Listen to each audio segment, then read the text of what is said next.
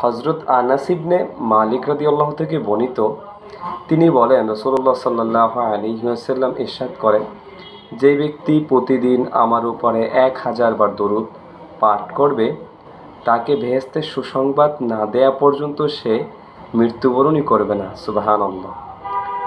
আমরা যদি দেখি 24 ঘন্টায় আমাদের মিনিট আসে 1440 মিনিট।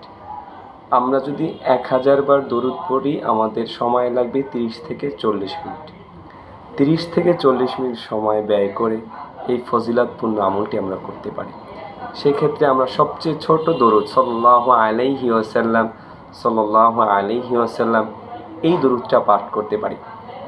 মুশাফফাত কুলুব কিতাবের মধ্যে ইমাম গজ্জালি রহিমাহুল্লাহ লেখেন যে একদিন এক ব্যক্তিকে স্বপ্নে দেখালেন নবী আলাইহিস সালাম।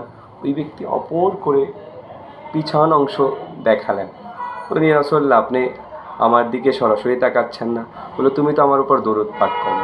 উনি এরাদা করলেন, দৈনিক 100 বার দরুদ পাঠ করলেন। সপ্তাহখানিক পরে নবী আলাইহিস সালাম ওনাকে স্বপ্নে দেখালেন, মিসকি মিসকি হাসলেন। বললেন, ইয়া রাসূলুল্লাহ, আপনি কেন এখন আমার দিকে তাকাচ্ছেন, হাসতেছেন? বলে, তুমি তো আমার দরুদ পাঠ করো। এই জন্য বেশি থেকে বেশি আমরা দরুদের আমল করি। আল্লাহ তাআলা আমাদেরকে বেশি বেশি দরুদের আমল করার তৌফিক দান।